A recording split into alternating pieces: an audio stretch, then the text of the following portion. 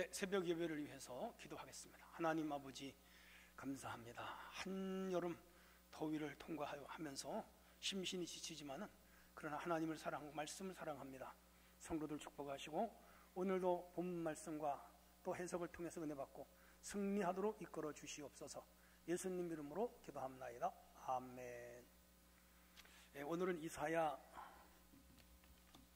30장 18절로 26절, 이사야 30장 18절로 26절 제가 읽겠습니다.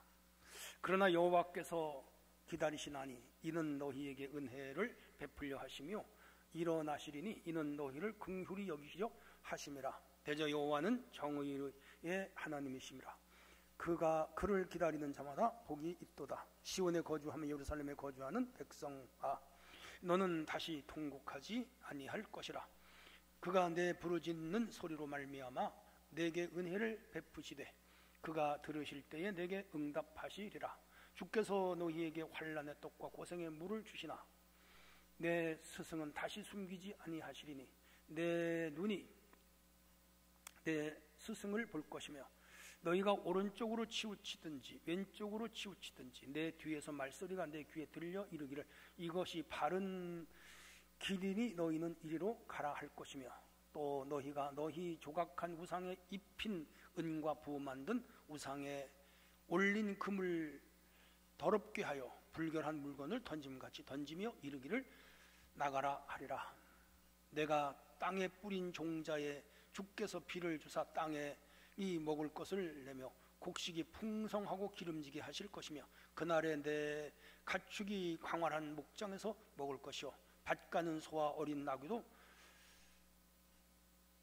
키와 수시랑으로 까부르고 맛있게 한 모기를 먹을 것이며 크게 살육하는 날 망대가 무너질 때에 고산마다 줄령마다 그 위에 개울과 시냇물이 흐를 것이며 여호와께서 자기 백성의 상처를 싸매시며 그들의 맞은 자리를 고치시는 날에는 달빛은 햇빛 같겠고 햇빛은 7배가 되어 7날의 빛과 같으리라. 아멘. 오늘은 여호와를 기다리는 자의 복, 그렇게 되겠습니다. 담임 목사님이 오늘부터 한 주간 휴가를 가서 오늘은부터 한 주간 부득불 녹화로 새벽 예배를 이렇게 올려놓게 됨을 이해하시고 말씀을 따라 은혜 받는 시간 되시기를 바랍니다. 자, 오늘은 하나님을 기다리는 자에게 하나님은 복을 주셔요. 회복을 주신다는 거예요. 그 약속을 강조하는 것이 오늘 읽은 본문입니다. 이 말씀은 유다가, 즉 남유다죠, 인간적인 방법으로 애국과 동맹을 맺잖아요. 여호야긴 임금 때에 아수르 강대국이고 바벨론이 일어나고, 그러니까 이 약한 유다는 남쪽에 있는 애굽을 의지할 수밖에 없었어요. 이게 인간적인 생각이죠. 정치적인 이제 전략이죠. 그러나 하나님은 애굽보다 하나님 의지해라. 하나님 의지해라. 그럼에도 불구하고 그들은 그 애굽과 동맹을 맺게 돼요. 그러나 그 동맹은 결국은 실패하죠. 그래서 그들이 다시 하나님께로 돌아오는 거예요. 사람도 그렇잖아요. 친구를 배신하고 이제 더 좋은 친구를 만나서 뭐 사업을 같이 한다든지 동업을 한다든지 하다가 거기에 사기당했어. 손해봤어. 그리고 할 수 없이 자기 친구를 다시 찾아오면 좋은 친구는 다시 받아줘야 돼. 그럴 줄 알았다. 기다렸다. 그럼 이제 좋은 친구죠. 근데 좀 덜 좋은 친구는 안 받아주죠. 나 버릴 때 언제 다시 돌아오냐. 네, 그렇죠. 근데 우리 하나님은 자기 백성이 하나님을 배신하고 떠나서 그야말로 온갖 고생도 하고 돌아와도 받아줘. 이게 하나님이야. 야, 이 말씀 읽으면 가슴이 멍멍해져요. 누가복음 15장에 탕자의 부유 있잖아요. 작은 아들이 집을 나갔잖아요. 아버지 짓은 많이 가져가서 탕진했잖아요. 화랑방탕했잖아요. 야, 그리고 이제 알거지가 되어 돌아오는 거라. 뭐 신발도 안 신고 맨발로 옷도 거지처럼 입고 오고, 얼굴은 꾀지지하고, 머리는 헝클어지고, 눈동자는 풀렸고, 그야말로 뭐 정신 나간 사람처럼 돌아왔는데 아버지가 맞아주잖아요. 다 목욕 시켜주고, 새 옷 입혀주고, 신발 신겨주고, 가락지 끼워주고, 통학 올려주고, 잔치 베풀어주고, 이웃 초청해주고, 너무 좋아하는 거야. 죽었다가 살았다, 잃었다가 얻었다. 그 하나님 사랑을 비유를 통하여 보여주는 사건이잖아요. 하나님이라. 그러니까 우리 하나님의 사랑이 얼마나 큰지 몰라요. 저도 부모로서 세 자녀를 키웠고 또 우리 자녀들 다 부모가 됐어요.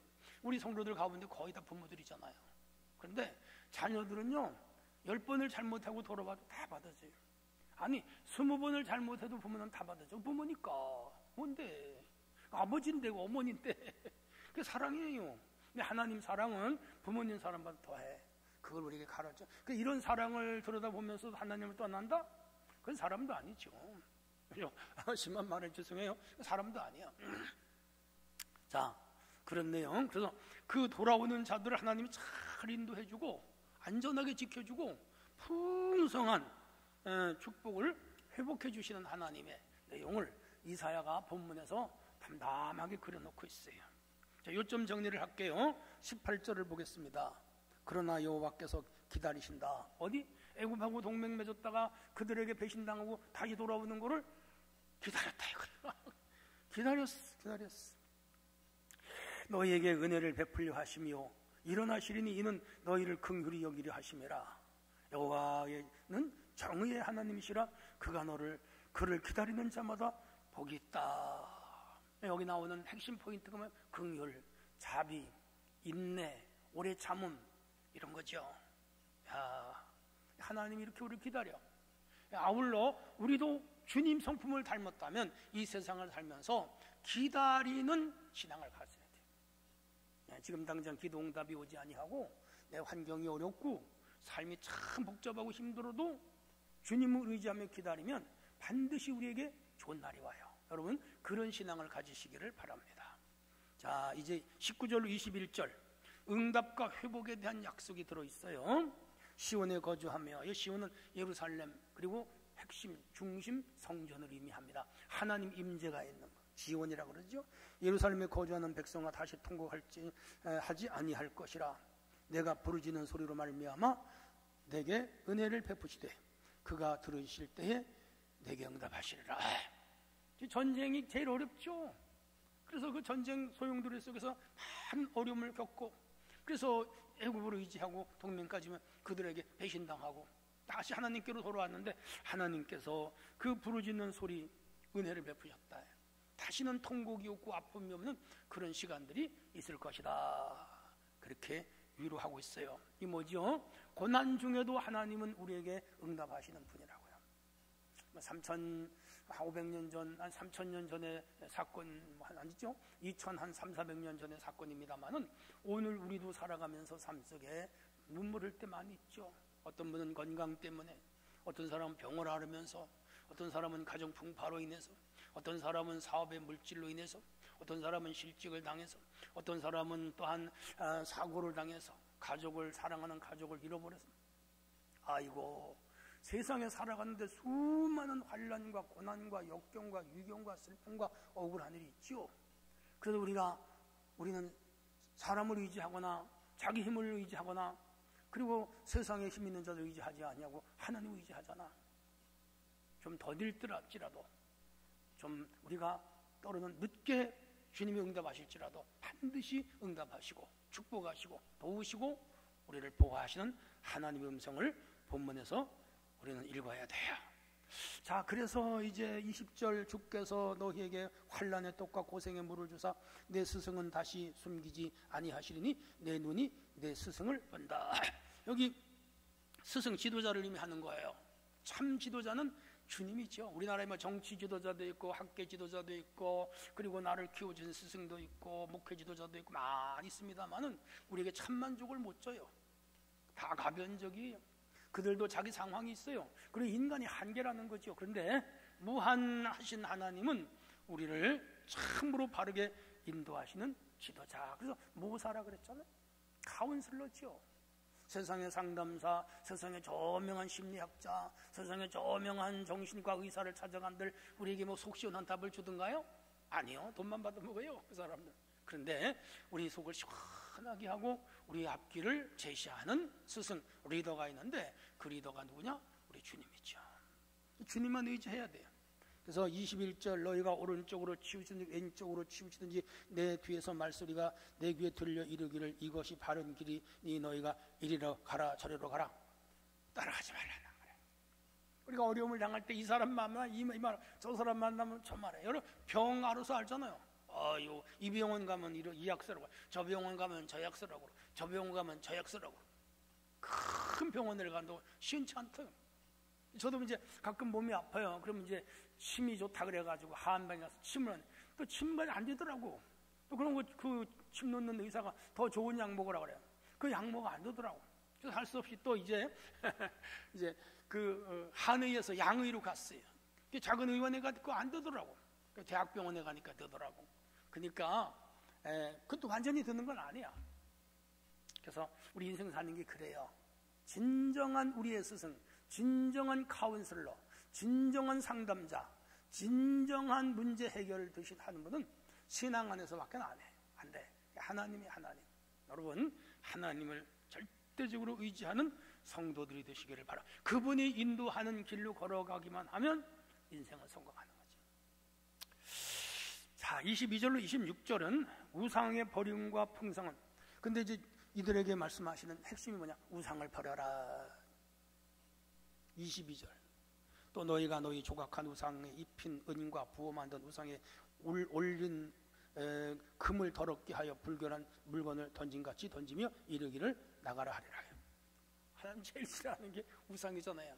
우상은 인간이 만든 거잖아요. 가짜 신. 여러분 세계에서 제일 그 신전을 잘 짓고 오래도록 역사 속에 유명한 신을 만들어낸 나라가 그리스, 헬라, 주피터 신, 아폴로 신, 별별 신이 다 있잖아요.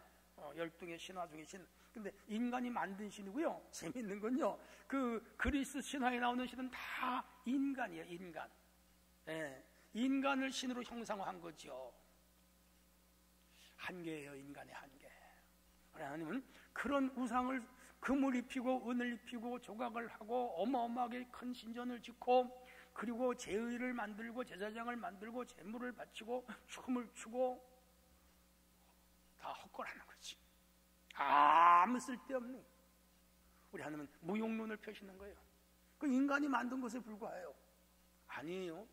스스로 계시고 자존하시고 영원하시고 무한하시고 그리고 편재하시는 신은 하나님 한 분밖에 없는 거죠. 모든 것을 다 버리고 주께로 돌아와라. 그런 날이 온다. 그래서 24절에 23절 내가 땅에 뿌린 종자를 주께서 비를 주사 땅이 먹을 것을 내고 곡식이 풍성하고 기름지게 하시고 그날의 광활한 목장에서 먹는다. 밭 가는 소와 어린 나귀 키와 스스랑 까부르고 맛있게 먹을 것이다. 크게 살육하는 날 망대가 무너질 때 고산마다 줄령마다 그 위에 겨울과 시냇물이 흘러간다. 야, 그러니까 이제 고대 이 인간들이 만든 신을 그들이 숭배하는 이유가 뭐죠? 비를 많이 내리고 기후를 조절해서 농사가 잘 되고 짐승을 가축을 잘 키우고 젖이 많이 나고 그래서 그들 식생활과 그리고 부를 창출해내는데 넉넉하게 해달라는 것이 그들이 신을 만든 이유잖아요. 그리고 전쟁이 날 때 전쟁에 이기게 해달라. 우상 숭배 목적이 그거예요. 근데 그렇게 해서 그들이 되는가? 안 됐죠. 그러면 전쟁에 승리하게 하는 신이 누구냐? 하나님이고 비를 주는 신이 누구냐? 하나님이고 농사가 잘 되는 신이 누구냐? 하나님이고 양식을 주신 분이 누구냐? 하나님이고 가축을 잘 키우게 하시는 분이 누구냐? 하나님이라 이거지. 여러분 창세기, 출애굽기, 레위기, 민수기, 신명기 다 읽어보세요. 그리고 이 선지서를 읽어보세요. 다 그런 얘기예요. 참 복의 근원이 되시고 만물의 창조주가 되시며 기후와 자연을 다스리는 분이 하나님이다. 그분을 바로 믿고 의지하면 때에 따라 비를 내리고 농사가 되고 햇빛이 오고 공기가 오고 그리고 전쟁 없이 자연적으로 그 모든 것들이 풍성하게 열매를 맺어 너희들 먹고 사는데 풍족한 삶을 살게 하겠다라고 끊임없이 선지자를 통해서 계시했는데 안 믿어. 왜? 악한 영이 그들을 사로잡아서 그런 거죠. 오늘날도 그렇다니까요. 자기의 힘으로 기술로 자기의 수완으로 자기의 지략과 전략으로 자기가 배운 학식과 경력으로 능력으로 안 돼요. 안 됩니다. 어느 정도 되는 건 되겠죠. 참으로 궁극적으로 우리를 책임지고 우리의 삶, 우리의 생명까지 보호하는 분은 하나님밖에 없고요, 우리의 영원한 생명과 구원을 주시는 분은 주님밖에 없죠. 그게 지혜로운 거예요. 그래서 28절에 여호와께서 자기 백성의 상처를 싸매시며, 이분은 싸매시는 분이 아프게 하시다가 고치시고 상하게 하시다가 싸매시는 분이잖아요. 그의 맞은 자리를 고치시는 날은 달빛은 햇빛 같겠고 햇빛은 7배가 되어 7날의 빛과 같으리라. 뭐죠? 회복의 약속인 거예요. 찬란하게 회복된다, 놀랍게 회복된다, 엄청나게 회복된다. 상상할 수 없을 정도로 햇빛보다 7배 더 밝게 뭐예요? 완벽한 회복을 의미하는 거죠. 세 가지 교훈이 있어요. 첫째는 하나님을 기다리는 자가 복을 받는다. 두 번째가 고난 중에도 하나님의 인도를 신뢰하라. 세 번째가 회개와 우상을 버리는 것이 회복의 시작이다. 오늘 본문은 그렇게 말씀을 하고 있어요. 여러분의 신앙 위치는 지금 어디 있어요? 하나님 멀리 떠나갔어요? 돌아오셔야 돼요. 찬송가 있잖아요. 멀리 갔더니 처량하고 권하며 슬프고 또 외로워 정처 없이 다니니 예수 내 주여 섭섭하여 울 때에 홀로 있게 마시고 위로하여 주소서. 누가 그 찬송을 작사했는지 참 기가 막혀요. 여러분, 이 무더운 여름에 주님 멀리 떠나지 마시고 언제나 가까이 있기를 축복합니다. 하나님 아버지 감사합니다. 오늘 귀한 말씀 주셨사오니 이 말씀 붙잡고 언제나 주님 편으로 사는 성도가 되게 하시고, 잃은 것이 많다 하더라도 다시 채우시는 주님께 붙잡혀 살게 하여 주시옵소서. 예수님의 이름으로 기도합나이다. 아멘.